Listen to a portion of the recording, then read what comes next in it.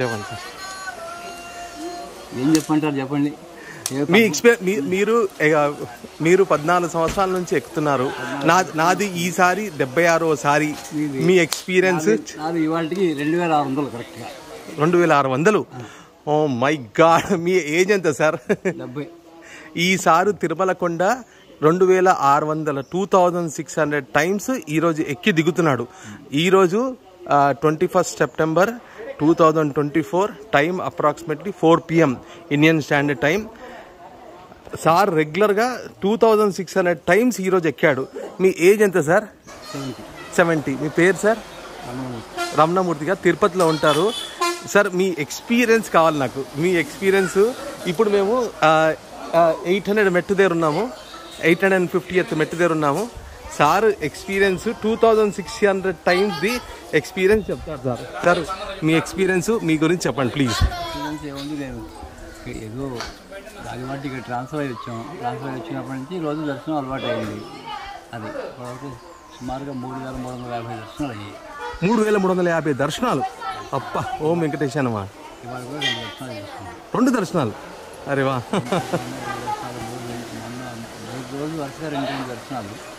అంటే 3 రోజులు 18వ తారీఖు 19వ తారీఖు అంగప్రవేశం. 18వ తారీఖు 19వ తారీఖు 4 అంగప్రవేశనాలు నేను వస్తాను. 4 అంగప్రవేశాలు ఈ నెలలో? అమ్మ నాయన. మీకు అసలు ఎందుకు అనిపించింది సార్ ఇట్లా చేయాలని చెప్పేసి? ఏదో వాక్ చేయాలి కదా, వాక్ చేయాలి. ఎటో అటు ఇటు తిరిగకండి, ఇటు తిరిగితే నయం కదా. నేను పరోపిస్తున్నారా? బయట తిరిగితే 100-200 ఖర్చు. అయితే ఖర్చు ఏం లేదు కదా నాకు. అట్లా అనకండి, అది దైవ సంకల్పం అనాలి. నాకు రోజుకి ఎంతో 60-70 రూపాయలు నా ఖర్చు. అది ఫ్రీ బస్ అయితే అది లేదు. ఫ్రీ బస్ పెరిగింది. దర్శనం చేస్తాం. మీకు ఎంతమంది పిల్లలు సార్? మ్యారీడా? ఎప్పుడు మా మనవాళ్ళు కూడా హై స్కూల్. ఎక్కడ? ఇద్దరు అమెరికాలో? అందరూ? మిస్సెస్ ఇంట్లో? మీ అసలు మీ ఎక్స్పీరియన్స్ ఏంటి? ఈ 2600 టైమ్స్ ఎక్కారు ఈ రోజుకి. మీ ఎక్స్పీరియన్స్ చెప్పండి నాకు. అసలు ఎక్స్పీరియన్స్ అంటే ఏ దీంట్లో, అంటే ఏ యాంగిల్లో? అంటే ఎక్స్పీరియన్స్ అంటే ఇప్పుడు ఉన్న యంగ్ జనరేషన్లో అసలు మీరు ఏం చెప్పాలనుకుంటున్నారు దైవం గురించి, భక్తి గురించి? స్వామి ఆడిస్తాడు, మనం ఆడుతున్నామండి. కాబట్టి ఏంటంటే స్వామిని పరిపూర్ణంగా నమ్మకం చేసేటైతే అందులో ఆయురారోగ్యేశ్వరుడు అన్ని అంటే ఆ విశ్వాసం ఎలా ఉండాలి? అచంచలమైన విశ్వాసం ఉండాలి, షేకింగ్ ఉండకూడదు అందులో. ఓకే. ఇంకేటైతే తప్పనిసరిగా భగవద్గీత 9వ అధ్యాయం 22వ శ్లోకం విన్నారా ఎప్పుడైనా? నేను వినలేదు. అనన్యాశ్చింతయంతో మాం ఏ జనా పర్యుపాసతే తేషాం నిత్యాభియుక్తానాం యోగక్షేమం వహామ్యహం. అనన్య చింతన అనేది లేకుండా నన్ను ఎవరైతే నమ్మి ఉంటారో వాళ్ళ యోగక్షేమాలు పరిపూర్ణంగా నేను చూస్తాను అంటాడు అన్నమాట స్వామి ఇచ్చిన అష్యూరెన్స్ అది. అరే వా. మీ పేరు సార్? ఫుల్ పేరు నేను ఇంతవరకు అది అడగలేదు. వెంకటరమణ. మీరు గాజువాక. మీ ఊరు సార్? మా ఊరికి తిరుపతినా? ఓకే. విజయవాడ మాది. ఇక్కడికి వచ్చే గ్రేట్. మీరు యంగ్ జనరేషన్కి ఏం చెప్పాలనుకుంటున్నారు?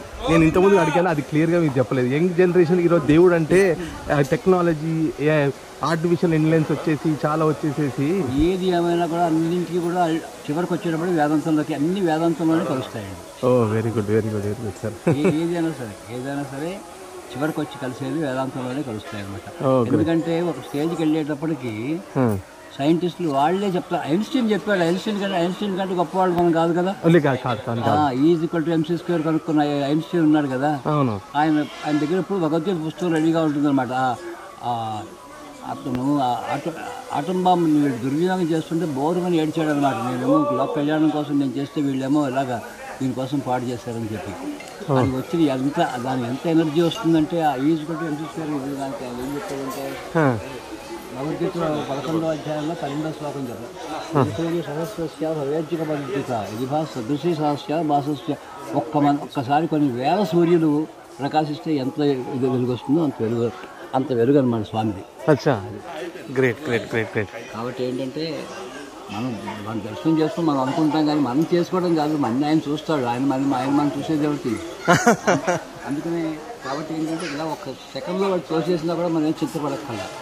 అక్కడ రెస్ట్లో వాళ్ళు పరిస్థితి అది. ఒకసారి చూసిన తర్వాత అంటే ఇక్కడ మన లోకల్గా మాకు అనుకూలంగా ఉంది కాబట్టి మేము వెళ్తున్నాం తర్వాత అందరూ వెళ్ళక్కల్లా. కరెక్టే. ఒకసారి మీరు స్వామి దగ్గరికి వచ్చారనుకునేటంటే స్వామి మీ ఇంటికి తీసుకెళ్ళిపోవడమే. అచ్చా, ఓకే. కాబట్టి ఆ చివరికి ఏ స్టేజ్లోకి వెళ్ళాలంటే ప్రతి వాళ్ళని కూడా స్వామిని చూడడం అలవాటు చేసుకోవాలి.